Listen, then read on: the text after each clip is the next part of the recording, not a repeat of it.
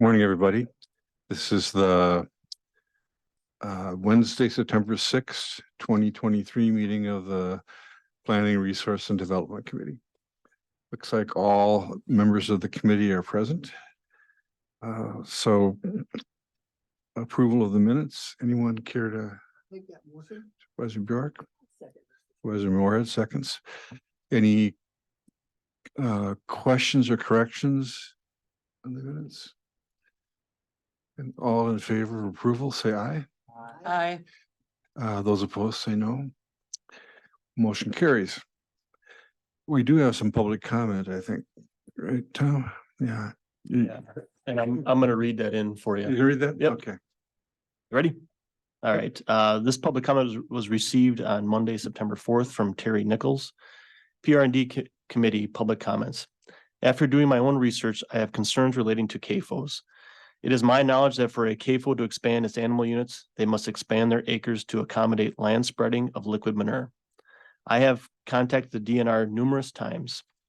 My concerns are when these CAFOs expand their fields into new areas that have existing residential housing bordering these fields. I'm finding that residential housing does not have water testing before these fields are used for land spreading of liquid manure. Environmentally, I find this a public health and safety issue. I have read much of the DNR's education relating to nitrates. Nitrates can be hazardous to seniors like me and babies and young children. I know the DNR will tell rural residents it's their responsibility to monitor their water yearly, but in the case of CAFOs, I would think there should be more scrutiny related to public health and safety. I've been told by the DNR that they do not have enough staff to monitor CAFOs when they empty their manure pits, and it's mostly self-regulated. If these CAFOs are concerned with public health and safety, should they be required to test the water of existing residential housing within a specific radius of a field or fields? Finally, I asked the DNR person, at what point can't a township or a county accommodate CAFO expansion in this state related to groundwater contamination? I didn't expect him to have an answer.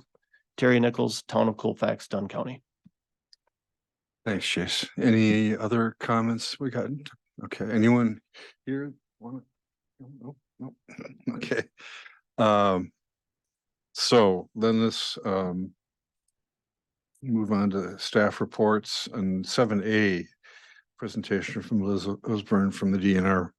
I asked Liz to come and share some background and sort of some information about how the runoff management rules work, how the DNR enforces them and regulates them. And in part because I just think we need to know that as part of our responsibilities in the committee, but in part, as we go into the comprehensive plan and we start thinking about, how to balance uses and whatever, just so we have a little bit of background of what we really have going on right now. And also we can talk maybe about this a little later, but just there are some legislative and legal developments that may turn out to be of relevance to the county decisions on how we go forward. So we can talk about that a little bit too. But in the meantime, I will turn it over to Liz. Why don't you introduce yourself and. Okay. Well, first of all, thank you very much for the opportunity to speak with you today about NR 151 or Wisconsin's runoff rules. So as I go through the presentation, I'd like you to keep in mind the image of a braided river, not just because we'll be talking about runoff, but also this is an analogy to the work that me and my partners do, because it is broad and complex. There's many of us, each with our own little channels, but we come together and cross and merge and all kind of make up the same river as we move towards common goals. But let's zoom out for a second. This is the big picture of the three branches of Wisconsin state government for a little civics refresher. And I know that this group is pretty savvy, but I'm a very visual person. And so it helps me when we're talking to be able to see these things. So you've got the legislative, executive, and judicial branches. Expanding it a bit down, you see how big the executive branch gets under the governor. And there's DNR in the executive branch of state government, which means we execute the laws that are created by the legislative branch. So this presentation is going to explain the process DNR uses to enforce the law specifically pertaining to agricultural non-point source pollution. And then the whole chart, including agencies headed by part-time boards or commissioners. And we start seeming like a pretty small piece of the puzzle. Now, with that in mind, there's some other crucial state departments that we sometimes overlap with. There's Department of Ag, Trade, and Consumer Protection, or DATCAP, of course. There's the Department of Health Services, who we work with on drinking water concerns and like algae blooms, beach closures, things like that for water quality. And then there's Department of Safety and Professional Services, or DSPS, that oversees private septic system regulation. Department of Transportation, Department of Justice under the Attorney General. So this is pretty overwhelming. Let's drill down a little further by just zooming in to DNR, where I work. We're still a very large agency. There are over 2,500 staff that work for DNR. There's the divisions that the department is broken into, divisions like forestry, wildlife, fisheries, and parks don't really need much explanation. People can kind of picture those. We've got wardens, of course, internal services, things like IT and human resources, payroll. Now, before the reorganization in 2017, me and my program would have been here in environmental management. And these are your lakes and streams biologists, hydrogeologists, wastewater engineers, air emissions regulators. In Minnesota, this would be a whole different state agency unto itself. You know them as MPCA, or Minnesota Pollution Control Agency. This is the case in other states too. So in Illinois, it's the Illinois EPA. In Mississippi, it's the MDEQ, Department of Environmental Quality.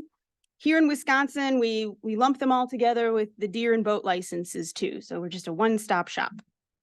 Now, here I am over in external services. So we're described as the front door of the agency.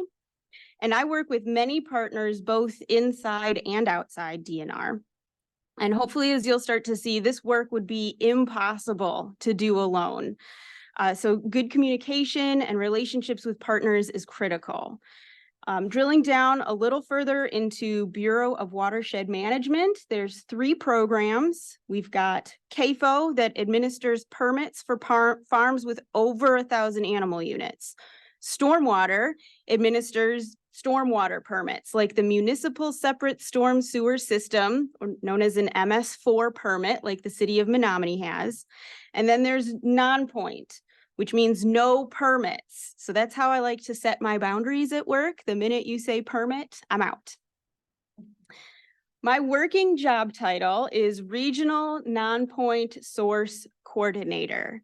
Now, regional meaning I cover 10 counties. Non-point source is the type or category of pollution, and coordinator means my interaction with people and programs. So for the purposes of regulation, there's generally 2 broad categories of pollution: point source and non-point source. Point source pollution is easy to identify. There it is. As the name suggests, it comes from a single place. Non-point source pollution, on the other hand, is harder to identify and harder to address. It's pollution that comes from many places all at once. But the premise is pretty simple. Water falls from the sky, and then it runs downhill. Non-point source pollution is based on precipitation, gravity, and what we do in the middle. I like to say everything the rain touches is my problem. The pollution part of non-point source pollution, or runoff, is caused when rainfall or snow melt gathers up the pollution like nutrients, oil, salt, sediment, and bacteria, collects it off the land and washes it into rivers, lakes, wetlands, and groundwater. And then this type of pollution is often the cumulative effect of small amounts of contaminants gathered from a large area. And it's difficult to control because it comes from so many different sources and locations. Basically, all of us and everything we do, it comes from every land use, including urban, residential, logging, agriculture, construction, and mining, and it's a leading cause of water quality problems. Here's the regional part of my job title, specifically the 10 counties in purple, and I have 7 other counterparts throughout the state. And here I am, an example of external services at work and the coordinator part of my job position. Counties, as you may gather, are a huge partner I engage with regularly. Other examples are farmer-led groups, watershed implementation groups like the Red Cedar Water Quality Partnership, and education outreach. Here's a breakdown of other programs with a focus on water quality. The pie chart's exact numbers are a little outdated, but the ratios have pretty much stayed the same. The blue slices all have permitting authority. Again, non-point does not have permits. We're also the smallest piece and trying to tackle one of the biggest problems. So you're starting to see why partner collaboration and leveraging the resources among all the other channels within that braided river becomes so important. So what is it exactly that I do as a regional non-point source coordinator? These are the 3 main legs of how I go about trying to tackle non-point source pollution. The rest of this talk is going to focus on the first and last things, the enforcement and administering the runoff grant program. So even if a farm is not required to have a permit, there's still basic statewide rules you have to follow to minimize pollution. So you've heard of building codes. You can think of these as farming codes. You have to farm up to code. These rules are housed in Wisconsin Administrative Code, Natural Resources, Chapter 151, or what you'll hear us refer to simply as NR 151. Most of my work and what I'm going to focus on today is in subchapter 2, which applies to specifically agriculture. There's other subchapters that pertain to non-ag, stormwater, turf management, transportation. Another quick thing to mention is the definition sections. Many of the terms in this chapter are legally defined. And so if there's 2 places to look to see if a word is legally defined, and there's the overall definitions and the ag subchapter definitions. As we go along, the things that I've underlined in blue have links to those specific state code definitions. So when we talk about a farm being in compliance with state code or NR 151 compliance, this is what we're looking at. Except for the Silurian bedrock targeted performance standard, that's only relevant to specific geologies on the other side of the state. Now, when I say we, I really do mean me and Chase. There's several programs that Chase implements, the DAT-CAP SWRM grant, the DNR runoff management grants, farmland preservation, the county's own manure storage ordinance that require adherence to NR 151.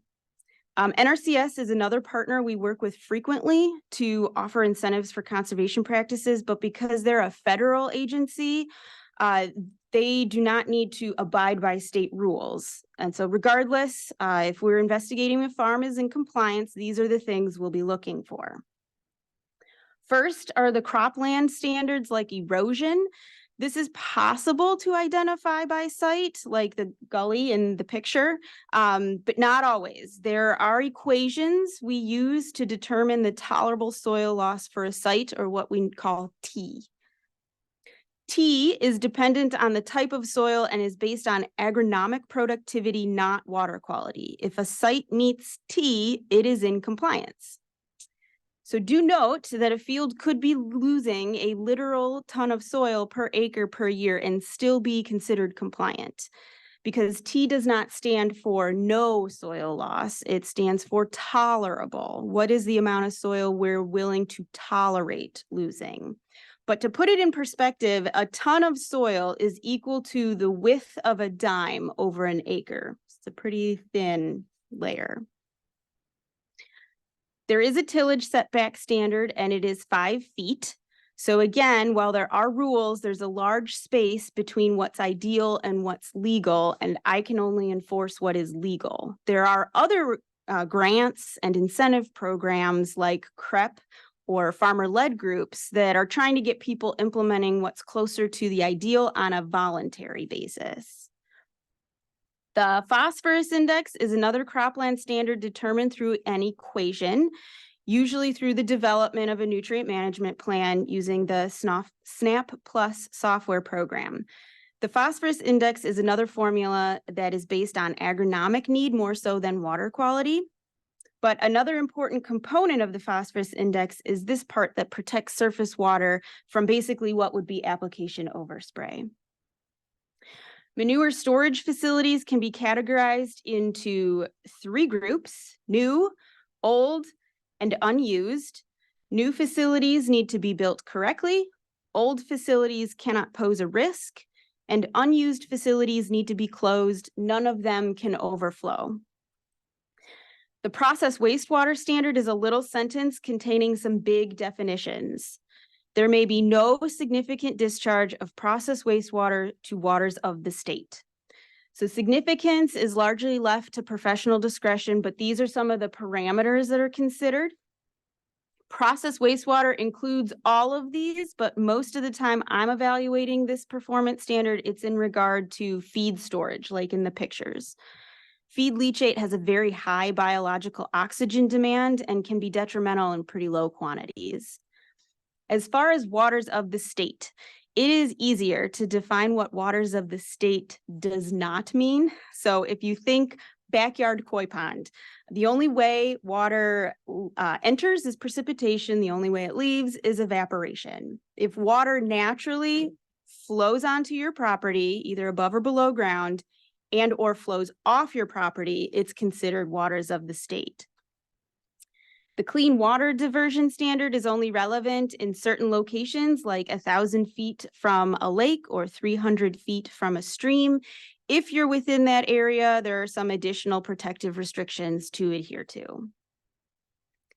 Here's a big one: nutrient management plans are required.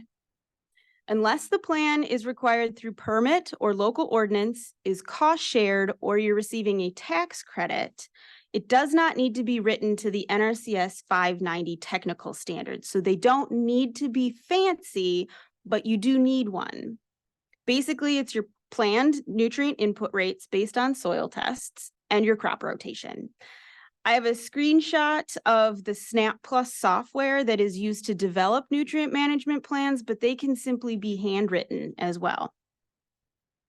So finally, manure management. As mentioned before, manure storage can't overflow.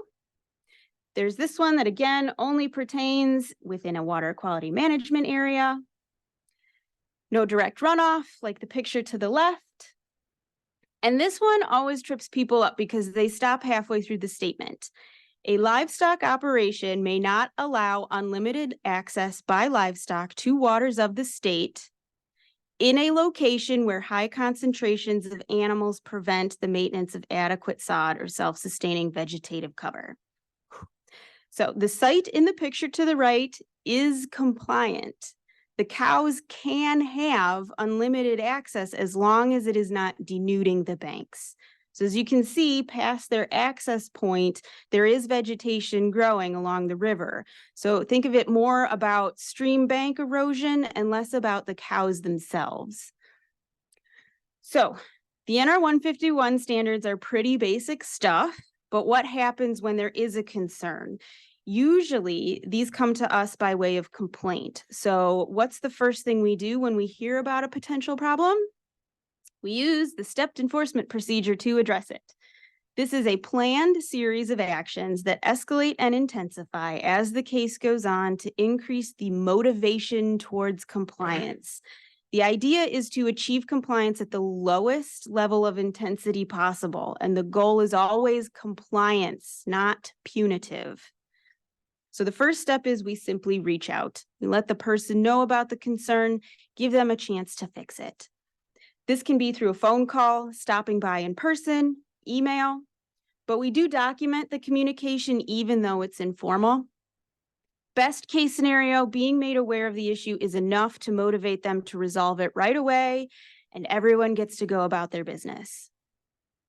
However, if we observe no action is taken over a reasonable amount of time, we'll escalate to a formal written notice of non-compliance. And I am the one that issues this letter. It does have to have some specific components in it. If deadlines in my notice of non-compliance are missed, then I request our environmental enforcement program to get involved. They're the ones that send a notice of violation. They also schedule what is called an enforcement conference, which is a meeting with the landowner, DNR, and typically the county to express challenges, get everyone on the same page with solutions and expectations. This is usually a level of formality enough to motivate most people into compliance before the cases have to go any further. So once compliance is achieved, we'll issue a closeout letter documenting the resolution and kind of put a bow on it, put it to bed. However, if they keep ignoring deadlines, that's when I put together a referral package. And then if DNR leadership approves that referral package, the DNR secretary presents it to Department of Justice and their attorneys take it from there. So that's why good record keeping was so important at the very beginning stages. So if DOJ does get this case, they have a solid case to work with if it should get this far. So now to touch on our unique obligation to offer cost share in cases of non-compliance. So yes, there is this component where for us to require compliance in certain circumstances, we have to provide cost share to fix it. Now, the idea was when the rule was being developed, you didn't change, the law did. So one day, you're fine.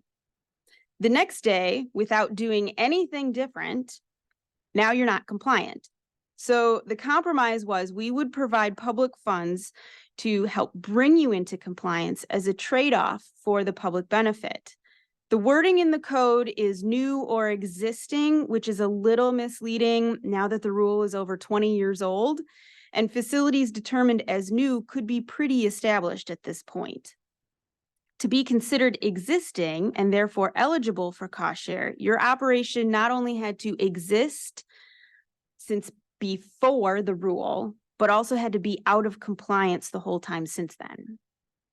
So then to be considered new, a facility would not have existed since before 2002 for most of the standards with a couple of exceptions, or were compliant at any point after 2002 and then fell back into non-compliance. So in these cases, we are not obligated to offer cost share, but compliance is still required. Now, in scenarios where we are obligated to offer cost share, it does not mean landowners are obligated to accept it, but they still have to come into compliance. Achieving compliance can be a very long and complicated process, but it is not optional. We'll never give permission to continue polluting. It doesn't really matter where the cost share comes from to count as long as we have it documented that it was offered. It could be from the county's DATCAP SWRM grant, even NRCS programs. But if you remember the second leg of my three-legged stool, this is where the runoff grants I administer come in. So the next are some examples that are not all in Dunn County, but they are all in the Red Cedar River watershed. These are examples of what some of the projects look like. They really run the gamut. Here's a small targeted runoff management or TRIM grant before pictures. This one's pretty simple, straightforward, and probably pretty typical of what the program was designed to address. This is a before picture of a notice of discharge grant project that was substantially more complicated. to the point where they even got their legislator involved. So basically how it started was liquid manure from a 730 animal unit organic dairy operation was being stored in a field depression. An important thing to point out is that we, again, are concerned with compliance. There's a whole menu of practices out there for how to become compliant, but DNR is not prescriptive. On the other hand, we have to balance when people ask, well, what should we do? So in this case, a number of options to satisfy the requirements were suggested, including obtaining additional spreading acres, reducing livestock numbers, increasing bedding content so that they could meet the field stacking standard requirements, or constructing a traditional manure storage facility. And those were just a few examples. They chose to pursue a composting system, which is significantly more expensive than other potential compliance options. So being accountable to how public dollars are spent, cost containment is a big issue. So we scrutinized which parts of their proposal were eligible to receive funding, and it was determined some components were going to have to be covered entirely by the landowner. Some were going to have to be prorated, because keep in mind, the entire state receives $1 million per year total for this program, with the hope of funding many worthy projects across the whole state. And this single project was estimated to cost well over the full state's allocation. And in the end, they went with traditional storage after all. Compliance was achieved. Excellent success story. This was another notice of discharge grant project where a 355,000 cubic foot manure pit was not being managed. It was continually being filled passively from barnyard runoff of a 600 animal unit dairy and being left to overflow off the downhill end. Plus the earthen berm split and was leaking. And this created a flow path of manure that was killing large oak trees on its way to a creek over the course of years. None of this was visible from the road, so it took the neighboring property owner to finally call it in. And you can see how over time the storage structure filled in. And here's just some pictures of what it looked like removing the accumulated material during the project. This one was called in by a county highway department and is ongoing. So the county was hoping they could work with the farmer and they would be more cooperative, but the final deadline in my notice of noncompliance I issued has passed and the issue remains unresolved. So this one looks like it will escalate despite efforts to both offer cost share and technical services. This farmer was particularly uncooperative, and enforcement has already moved all the way through an enforcement conference. 2 citations, which are another enforcement tool that is sometimes employed. Those 2 citations were issued and were still not enough to motivate compliance. So this is another ongoing case. Here's an example of a long-term compliance site where efforts to bring the facility into compliance began in 2017 and were finally resolved last year. Manure runoff from the barnyard was being conveyed through an underground pipe into a wetland. And it had escalated through notices of noncompliance, notices of discharge, notices of violation. And after all options had been exhausted and we were in the process of referring the case to the Department of Justice, we discovered the property had just been sold to a new owner. So the new owner was contacted and immediately began addressing compliance at the site. The new management has successfully permanently sealed the pipe.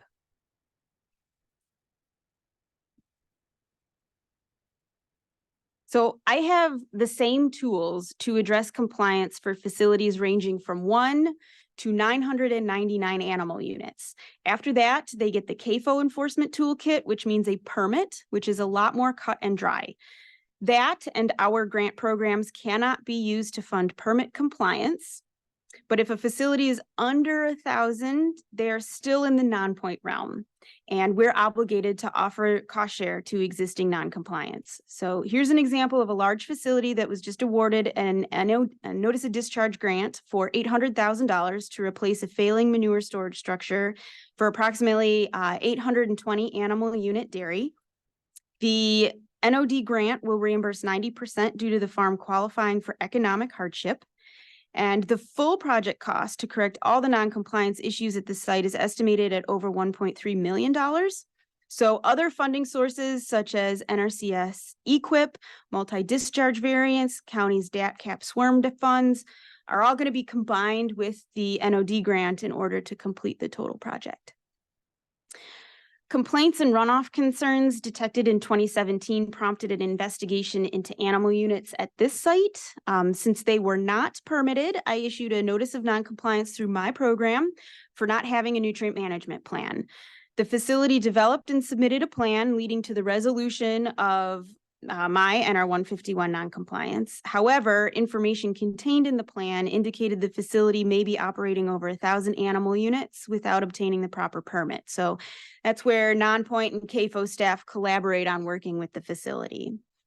And just a real quick thing to clear up about when two facilities are considered one for the purpose of combining animal units. Two or more facilities under common ownership or management are a single operation if at least one of the following is true. The operations are adjacent. The operations utilize common systems for the land spreading of manure or other waste, including a nutrient management plan or land spreading acreage. Or manure, barnyard runoff, or other wastes are commingled in a common storage facility prior to land spreading. And since we're talking about CAFOs, here are the current CAFO facilities in the area.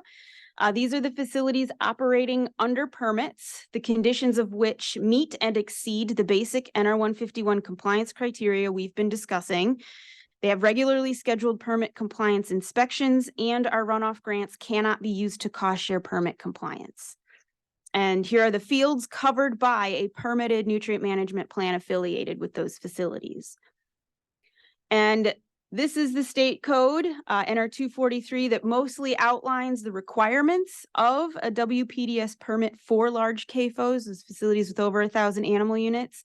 But there is a subchapter pertaining to non-permitted facilities. And since, and that's when there's a discharge. So I've already given some examples of notice of discharge grants. So one thing I think is worth mentioning at the end here is our authority in an emergency situation like a spill. And ultimately, there are 3 levels of discharge. The first and most egregious is a category 1. This category is federally defined, meaning Wisconsin didn't have a choice. We were told we have to have this here. So that's why you'll see federally defined language like navigable waters instead of waters of the state. There's 2 ways that you can have a category 1 discharge. First, you pipe pollutants directly into a lake or river, or you have a feedlot that straddles a stream. Situations in this category are clearly very important to address, but also pretty rare.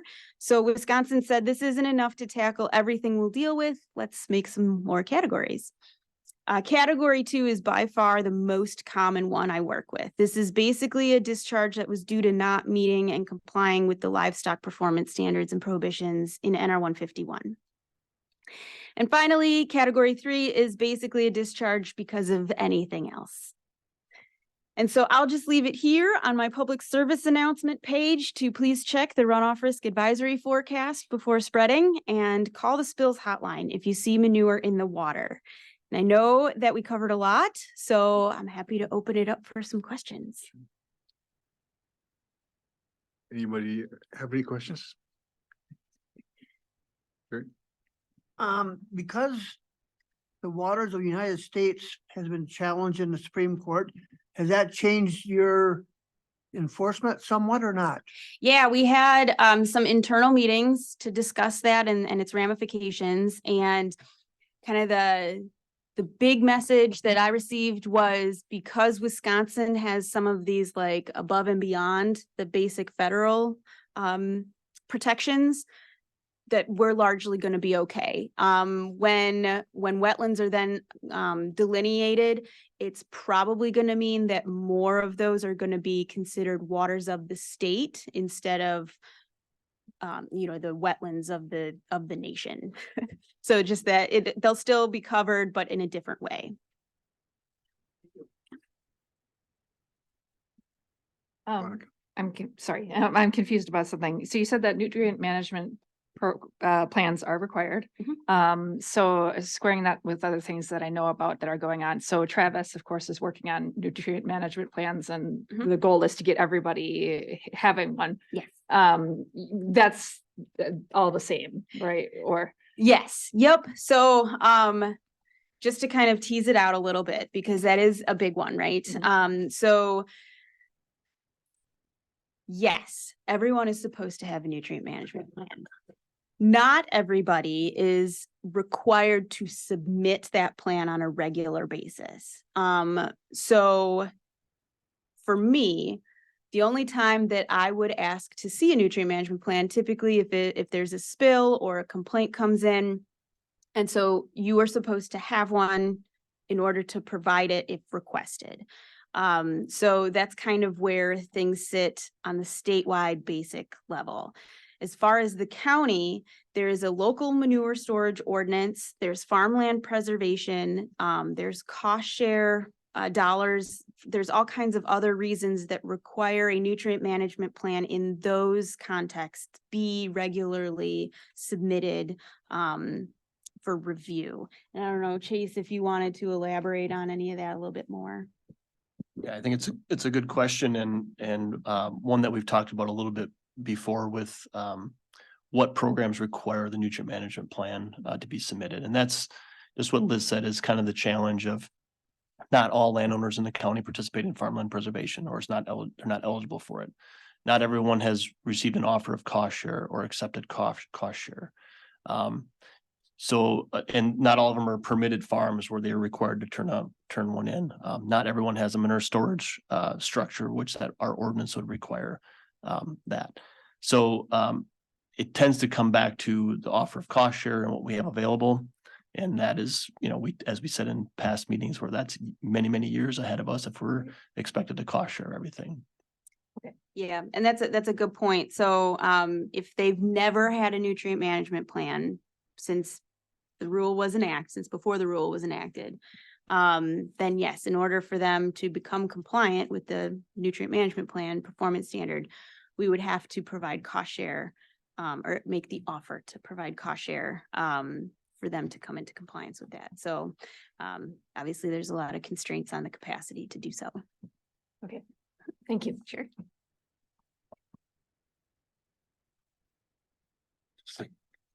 With regard to, for example, Terry raised a question about CAFOs, which in his comments, which you don't necessarily deal with, but the idea of what kind of, basically you are constrained where you are, your role is shaped in large part by complaints.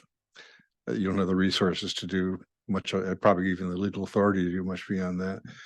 But do you? Could you do it? Just go out to a farm and ask to see their? And I know you wouldn't do that, but Yeah. So I mean, maybe in a perfect world, you're right. There's certainly I'm not gridding the 10 counties And going in- that are in and sampling every single farm within that area. So CAFO staff also cover a region, several counties, but they're assigned maybe up to 24 facilities. So again, they're not it's not 1-to-1 ratio, right? They're still covering many facilities at the same time that cover a large land area.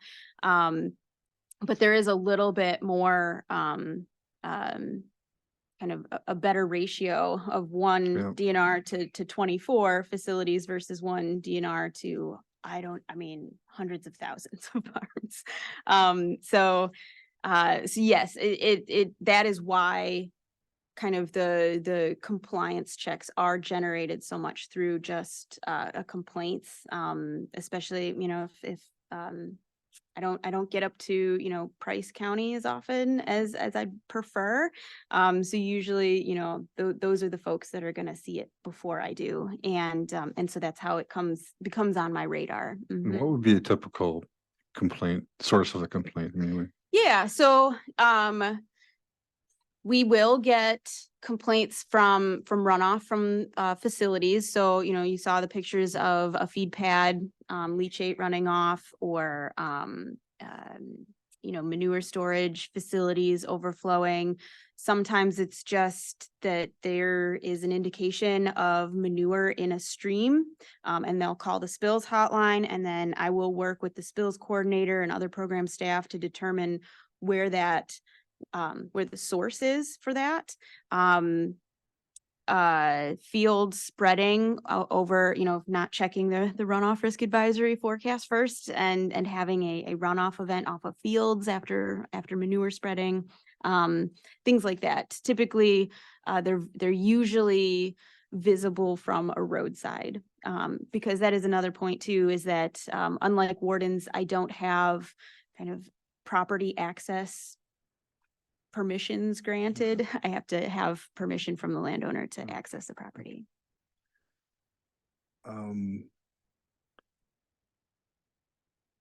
So you mentioned that, I mean, how many complaints would you get typically in a year from a county like Dunn that you'd have to investigate? Oh boy, well, it depends how much it rains. It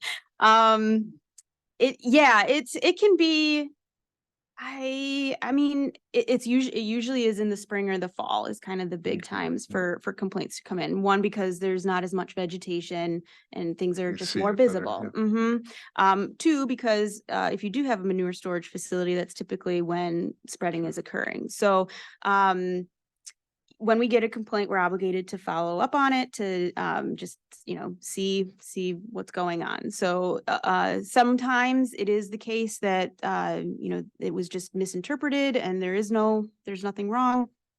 So the cases that there probably is, oh boy, it is hard to keep track of It's all because right. It's they're okay. kind of like rolling, Yeah. but I would say a handful Yeah. that are legitimate per county per year. And it does seem like, and I know that Chase has talked to us about the complaints or the resolutions that have required large amounts of money to get basically 90% matches mostly to get some of the worst problems solved. So does that mean we need obviously you're mixing sources, but is that enough? So the whole state allocates $1 million towards it, just Right. the DNR has that too. Right. Yes. And so as far as funding, and the third leg of that stool was our EPA clean water grant that we get. It's called the Section 319. And so there are some federal funds that come in, and those funds are used in watersheds like the Red Cedar that have a TMDL and 9 key element plan priority kind of areas that are impaired. That funding actually got reduced to $4 million, I think, in 2010, and has stayed that same amount this entire time. So yes, the cost of conservation has gone up and our funding allotments have remained stagnant. So that is one of the issues. I would say another emerging issue, because NR 151, has been around a couple of decades now. A lot of, I would say, low hanging fruit issues that can get resolved through engineering and structural practices and things like that are very kind of linear. Those have been addressed. And I think that now we're starting to see more management change issues needing to happen. So a lot of the talk around no-till and adopting cover crops and trying to get more people on board with nutrient management plan, those management strategies require behavioral change. And so I would say that that's more of a staff capacity. You need human hours to facilitate sort of those societal changes. So, it's in every scenario, it's always going to be more people, more money. So it's capacity across Right. the board. But without that, it makes it harder to do the other. It's certainly constrained, which is why getting as many stakeholders kind of talking and having conversations around these issues, that braided river, right, is so important, because it is not going to be, you know, me swooping in with my cape flowing in the wind saving the day. It's me and just an utter network of hundreds of other people doing this work.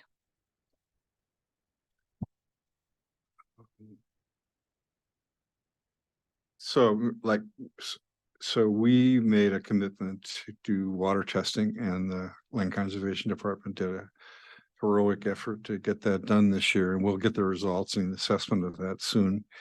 But the larger long-term question is how do we deal with any problems that it shows that we need to deal with, and that may require us in part to have better management plans in place for our farmers.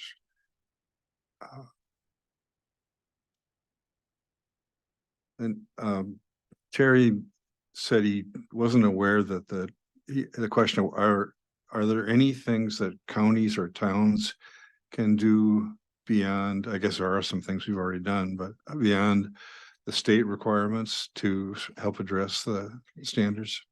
So, and I don't want to talk out of turn with the CAFO program, but I know at least in facilities that I've worked with that are not permitted, and there has been a concern with a neighbor and land application close to a private well.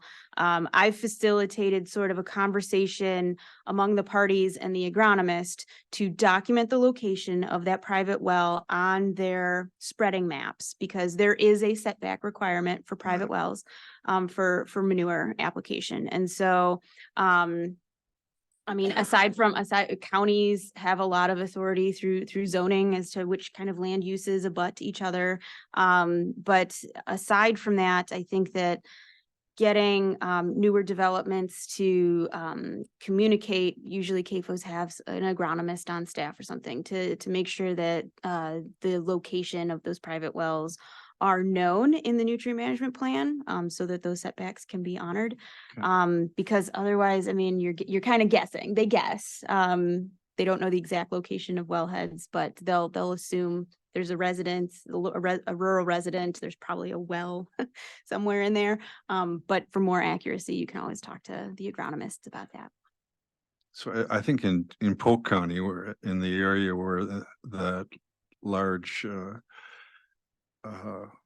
hog farm is being proposed, that several of the towns up there adopted some ordinances that would give them a little bit of authority using the authority under town law. They have more authority than the county does in some ways, I think. Do you know anything about that? No, Polk County's not one Well, not one of that your I work counties, with yeah. as my counterpart in Spooner. It covers Polk County, but I do kind of talk with Eric because farms don't stop at the county line either. Like so there's some facilities that I'm kind of working with both counties, St. Croix and Polk on, and also, like I said, the Lake St. Croix TMDL watershed team and stuff like that. So I'm not intimately aware of the specific hog farm in Polk County, but I do agree that town governments, town boards really do have quite a bit more power than I think they even realize for a lot of these things. And so, yeah, I would encourage folks that are concerned to be speaking to their very locally elected officials. Right. Mm-hmm. And I unfortunately that the ordinances that were passed up there, I think by 4 townships, are currently being challenged in court by the Sure. Wisconsin Manufacturers Association. Sure. And yeah, I mean, there's a lot of, I don't know, you kind of at a point just get used to, you're going to get sued and it's going to get figured out in case law. So whatever that determines, if they can be more, the same thing happened with the shoreland zoning, can it be more or less restrictive? Who sets the bar for that kind of a thing? Okay. Anybody else? Thank you, Mr. Chair. because I've been in ag all my life. Earlier on, the DNR was a dirty word. I mean, for landowners, they Oh, just, they still are. but have you been involved in the farmer-led like watershed, and has that really helped get the relationship a lot better, or at least more knowledgeable on both sides?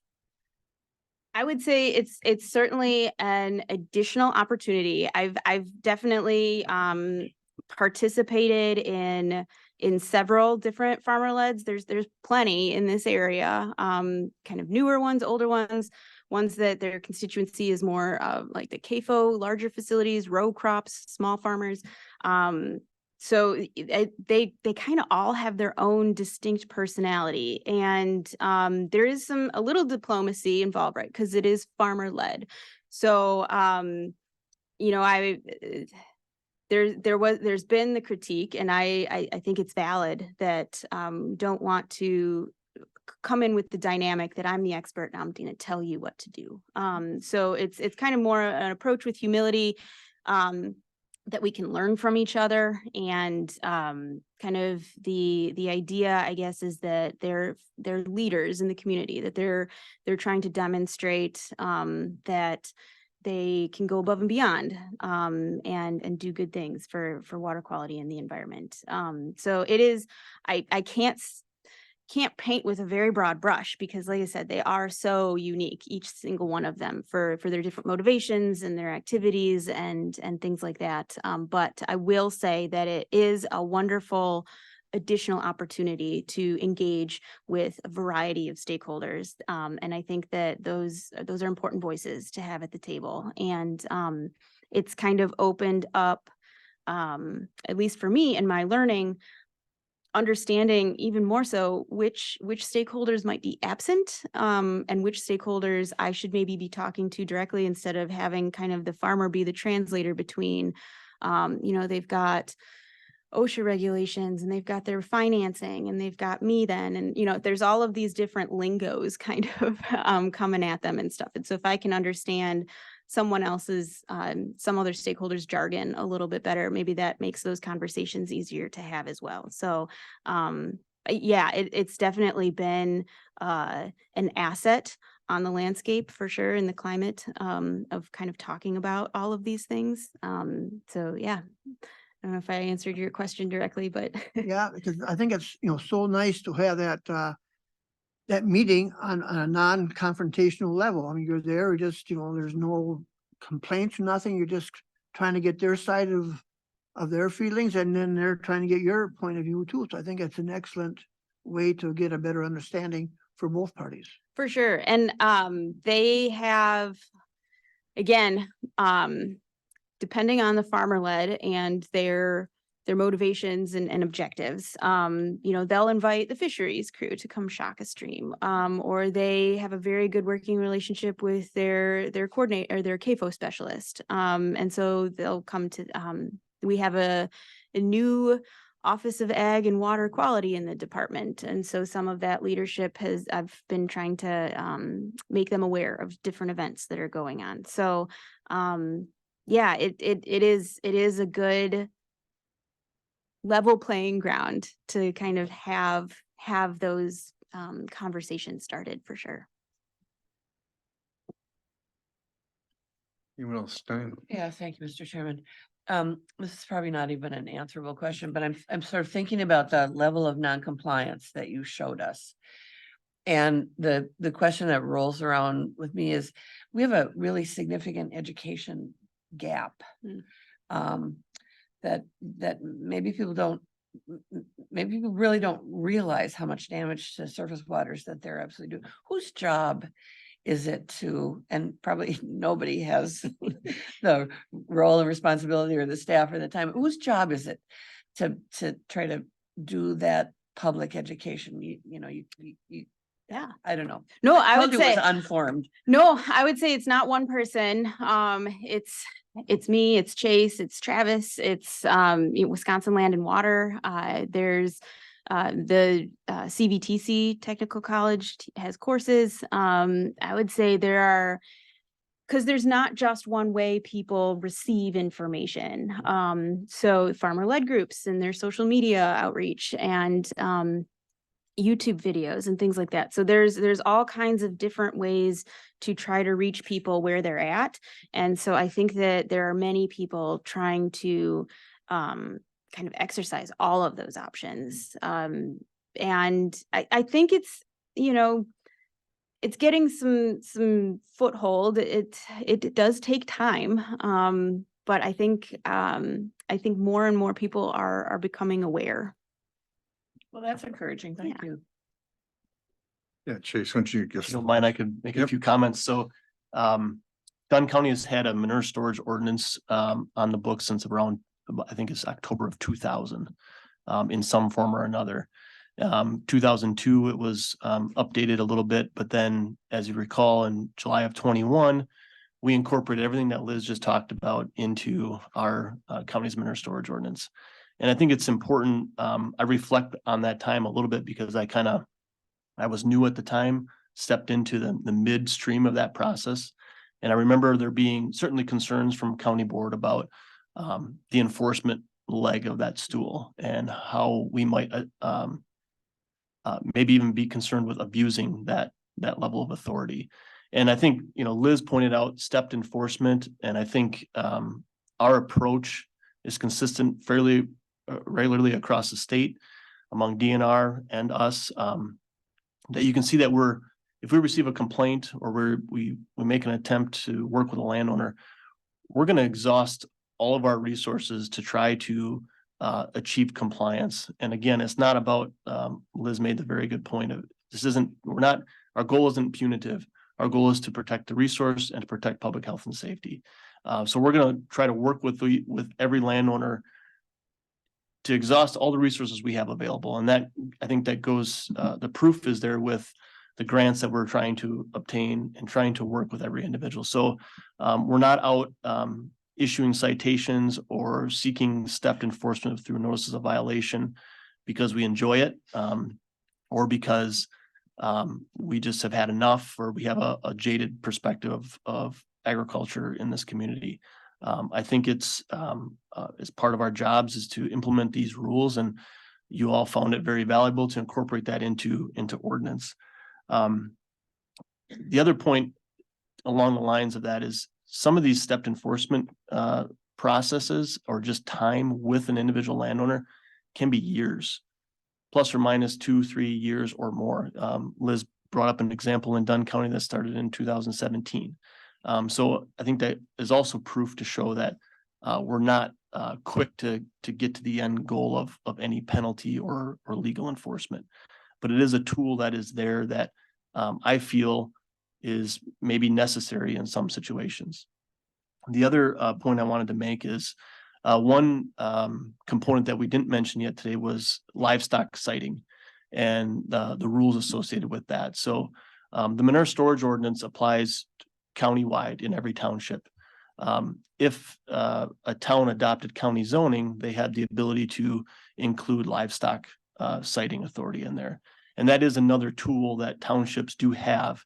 But there's also a big caveat with that as well, as you cannot be more restrictive than that of the state. So you still have to allow farms of any size in those areas as well. So I think Chairman Quinn's comments earlier on about tying this back to maybe our comprehensive plan and some of the other just general land use discussions that we may be having, it's important to think about what authorities that we actually have through some of these existing rules and their limitations, and consideration for where that authority might lie with trying to achieve the end result. And it unfortunately or fortunately, depending on your perspective, it might not be with the county. It might be with the more local entity.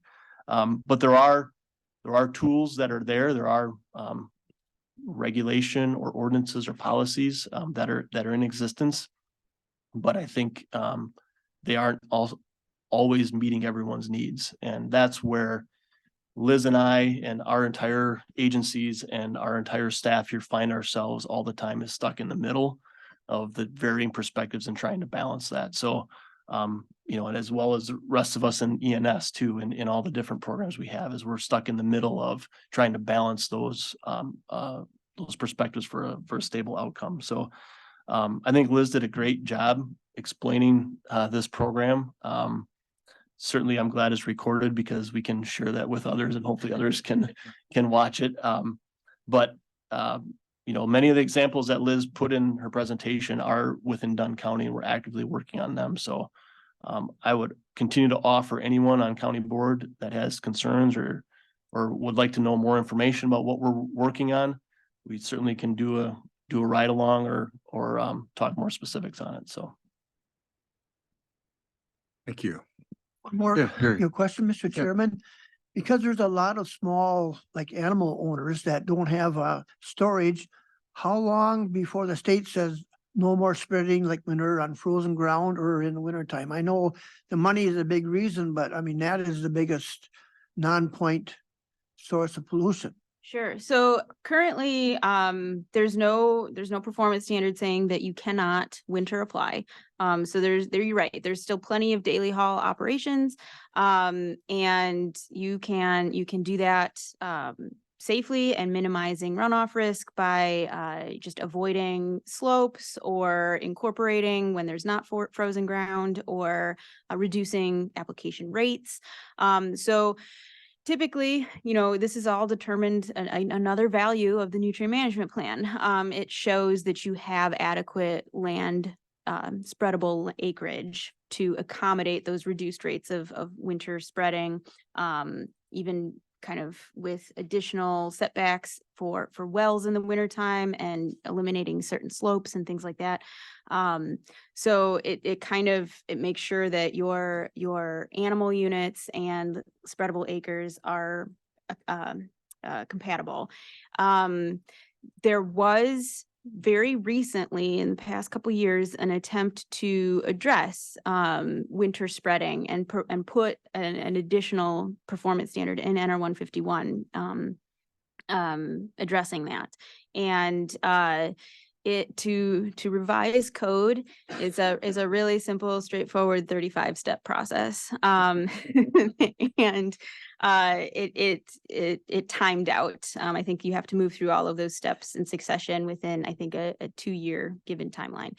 And there was some kind of delay for that. And so it just timed out. But that being said, that process identified that we already have tools to minimize risk during winter or frozen ground spreading. And winter is defined as snow covered or frozen. So it's not just that it's December. It's the conditions on the landscape that define winter. So like I said, it can be done. It can be done responsibly and minimize risk. There are some situations where maybe animal units were expanded without getting, while staying constrained by land base. And so those things, you're just going to kind of push the envelope into the risk that you're going to have a runoff event. So, I don't know the timeline on when that particular idea will be revisited again. But going through that, I think a lot of lessons were learned. A lot of partners were brought in to discuss that. And so I think that if it does come up, we'll kind of be starting a little bit further ahead than, the square one this time around. Mm-hmm. Anything else? Okay, thank you so much. This is really, really informative. I'm sure we'll rely on you again for things. So the only other item we have today is 8A resolution selecting the 2024 Conservation AIDS Program project. It's you, Jason. All right, thank you. I'm sure everybody remembers this, right? So I don't have to say what it is. Basically, we have a 50-50% match grant with DNR through the Fish and Game or Conservation Aid Program. Every year, the Dunn County Alliance of Conservation and Sportsmen's Clubs makes a recommendation on a project that we then apply for. In your packet is a resolution describing what that recommendation was. This year, the recommendation is to apply this grant towards Lambs Creek Boat Landing. Several months ago, Scott Nobbyfeld reached out to me looking to replace county-owned boat landings, or excuse me, boat docks on Lambs Creek and Kleist Landing. The one, I think both of them are pushing 20 years old, continue to be repaired. So this was one of the projects that was put forward to the Alliance, and it was selected for Lambs Creek to replace that boat dock. So it's not a lot of money. Certainly boat docks are more expensive than what we have available in these funds, but I think it would help the program or help that project out. So that is a recommendation from the Alliance, and the resolution describes that. And I guess today we need your formal action. This is a decision that can stay here at PRND. It does not need to escalate up to county board. So Any questions? I can move approval, Mr. Sure. Chairman, with your Okay. permission.